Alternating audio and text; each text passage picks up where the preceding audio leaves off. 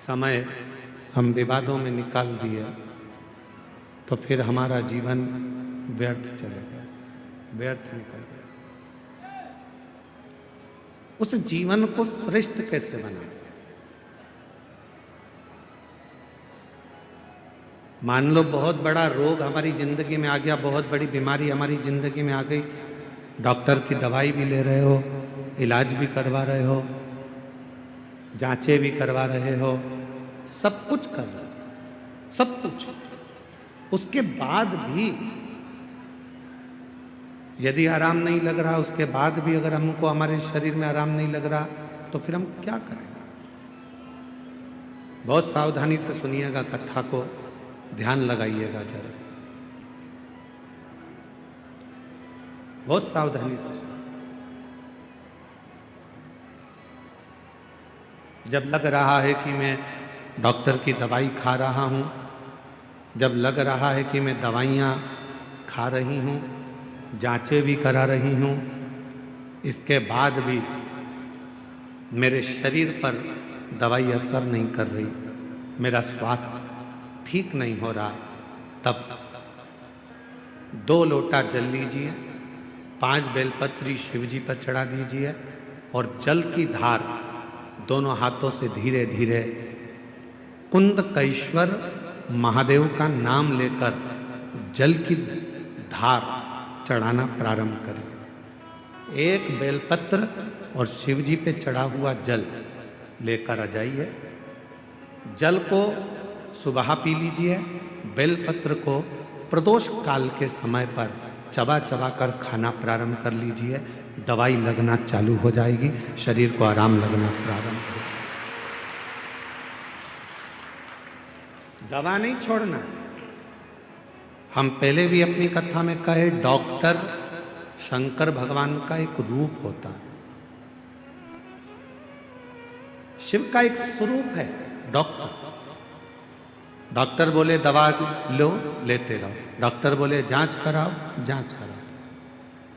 Doctor की दवा खाते खाते हमको दवा के साथ में थोड़ी सी भगवान देवाधिदेव महादेव की दुआ की जरूरत है।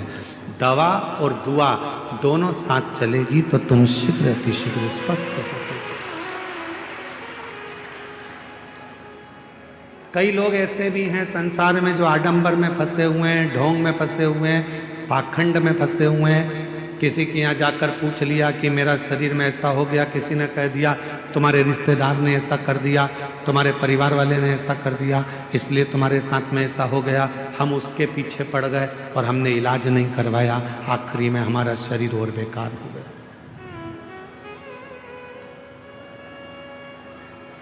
अपने गांव में, अपने नगर में, अपने क्षेत्र में, अपनी कॉलोनी में, अपनी सोसाइटी में, अपने शहर में जो चिकित्सा का केंद्र हो, जो प्राथमिक चिकित्सा केंद्र हो, वहां जाना चाहिए।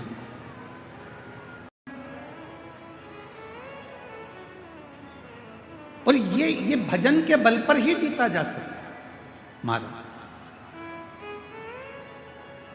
यदि आप लोगों में से कोई काशी गया होगा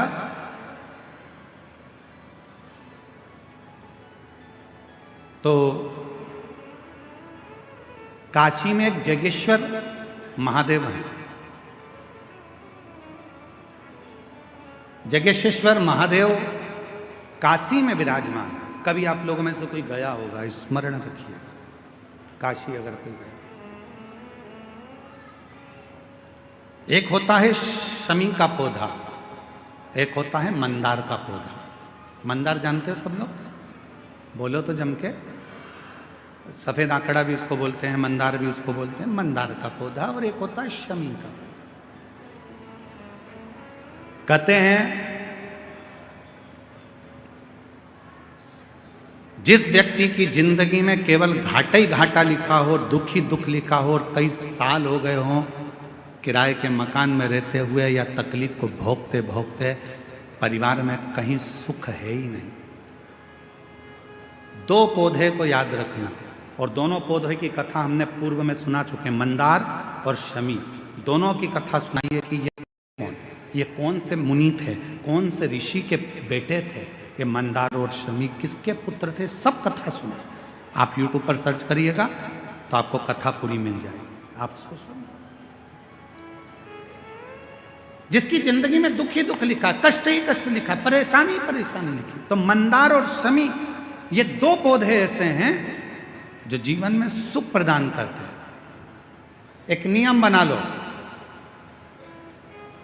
12 महीने शिवरात्रि आती है, हर महीने शिवरात्रि पड़ती है, महीने में 2 बार प्रदोष पड़ती है। या तो प्रदोष का नियम बनाओ या शिवरात्रि का नियम बनाओ। एक काम करना चालू करो, थोड़ी सी मिट्टी शमी के पेड़ के नीचे की और थोड़ी सी मिट्टी मंदार के पौधे के नीचे की, दोनों को लाओ, अच्छा मिलाकर उसका एक शिवलिंग का निर्माण करो और उस शिवलिंग का पूजन प्रदोष काल में शाम के समय शिवलिंग के सामने 2 घी के दिए जलाकर, जैसी घर में पूजन करते हो वैसी की वैसी पूजन करो, आरती करो, थोड़ा सा भोग लगाकर निवेदन कर कर उस शिवलिंग का बाद में विसर्जन करो। 5 या 7 प्रदोष कर लो या 5 या 7 शिवरात्रि कर लो, आपको किसी के आगे हाथ नहीं फैलाना पड़ेगा। मेरा देव अधिदेव महादेव स्वयं भंडार भरना प्रारंभ कर दे, स्वयं शिव भंडार भरेगा। मंदार और शमी के वृक्ष के नीचे का वो फल होता है जो सुख देगा, जो सुख देगा।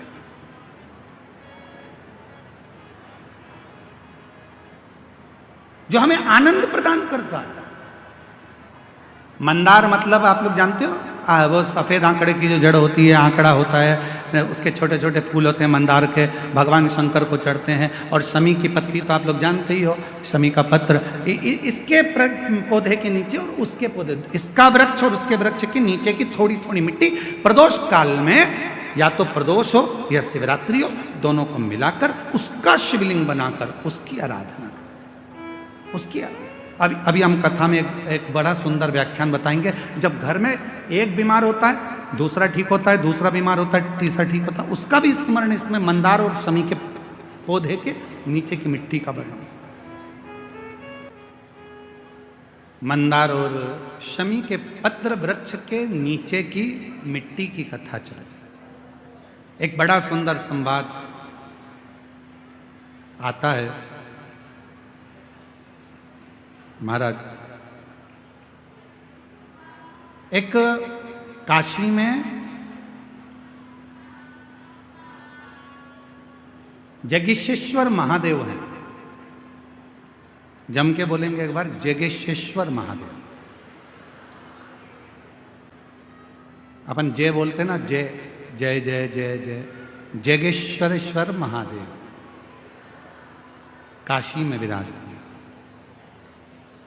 कभी मौका लगे, एक बड़ा सुंदर संवाद इसके अंतर्गत मिलता है कि एक बार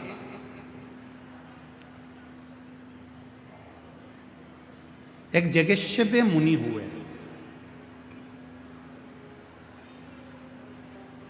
शिव के बड़े उपासक, भगवान शंकर की आराधना करना, साधना करना, अभिनय करना, निवेदन करना, 365 दिन में 365 तरह से भगवान शंकर की भक्ति करते हैं। जरा ध्यान देना इस कथा पर, थोड़ा आपका स्मरण होना चाहिए। कई लोग कहते हैं कि हमने शिवपुराण में ऐसा पढ़ा, कोई कहता है हमने शिवपुराण में ये नहीं पढ़ा, हमने शिवपुराण में ये नहीं पढ़ा कि बेलपत्र में शहद लगाना, हमने शिवपुराण में ये नहीं पढ़ा कि चढ़ा हुआ जल पीना, हमने शिवपुराण में ये नहीं पढ़ा कि ऐसा मत करना। याद रखना, हरि अनंत, हरि कथा अनंत। जैसे भगवान का स्वरूप अनंत है, हर कंकर में जैसे शंकर हैं, हरि की कथा भी अलग अलग। जितने 33 कोटि देवता हैं, तो 33 कोटि देवता की कथा भी, एक एक देवता की कथा 33 कोटि के बराबर तरह से, 33 कोटि तरह से। अब जरा विचार करिएगा, एक देवता की कथा 33 कोटि तरह की, तो 33 कोटि देवता की कथा कितने तरह की होगी, जरा अंदाजा लगाइएगा।